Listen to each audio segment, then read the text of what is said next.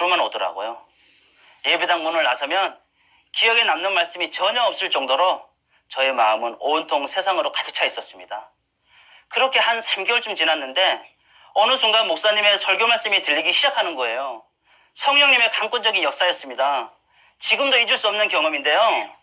그동안 세상에서 지은 죄들이 영화 필름 돌아가듯이 계속 돌아가면서 통회의 기도가 나오는 거예요.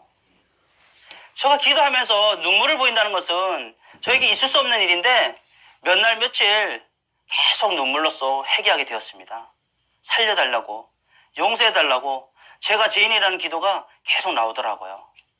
그날 주일 설교 말씀 중에 요한복음 3장 16절 말씀이 저의 마음에 그대로 임했던 것입니다. 하나님이 세상을 이처럼 사랑하사 독생자를 주셨으니, 이 말씀이 선포되는데요. 세상이라는 단어에 저의 이름인 장제이가 들어가면서 하나님이 장제이를 이처럼 사랑하사 독생자 예수님을 이 땅에 보내시어 십자가에 달려 죽기까지 내어주신 아버지 하나님의 사랑이 보이면서 저희 마음이 무너지듯 아팠습니다. 이것은 단순히 감정의 변화가 아니었습니다. 예수님이 부활하셨다는 증거를 통해 하나님의 사랑이 확증되는 순간이었습니다. 십자가와 부활 사건은 그 누구도 부정할 수 없는 역사였다는 것이 저의 믿음을 흔들리지 않게 만들었습니다.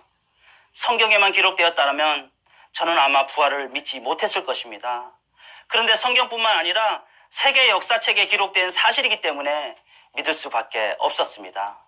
초, 중, 고등학교 교과서와 사회과 부도 연대기표, 그리고 백과사전 등 수많은 서적에 예수님이 4대 성인 중 한 분이시며 십자가에 달려 죽은 지 3일 만에 무덤에서 부활하셨다고 기록되어져 있는 것을 보면서 정말 다시 살아나셨구나, 예수님이 하나님이 맞구나 감격하지 않을 수 없었습니다.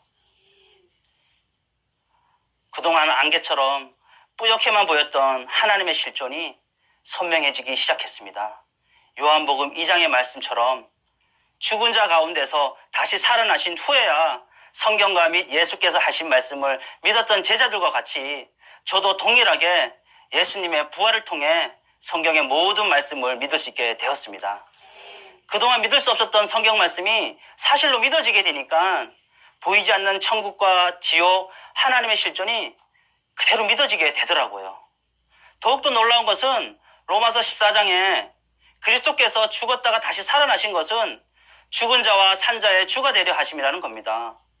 예수님이 저의 주인이 되시기 위해 죽으시고 부활하셨다는 것이었습니다. 예수님을 모를 때는 내 인생의 주인은 당연히 나라고 생각했습니다. 내 마음대로 내 뜻대로 하면 된다는 신념으로 나의 만족과 욕심을 위해 살았었는데, 예수님의 부활을 통해 내 인생의 주인은 내가 아닌 예수님이었음을 정확히 알게 되면서 전능자이신 하나님이 저의 주인이 되어주신다는 것이 너무나 감사했습니다. 하나님의 마음을 알게 되니까 영혼에 대한 뜨거움이 생기게 되었습니다.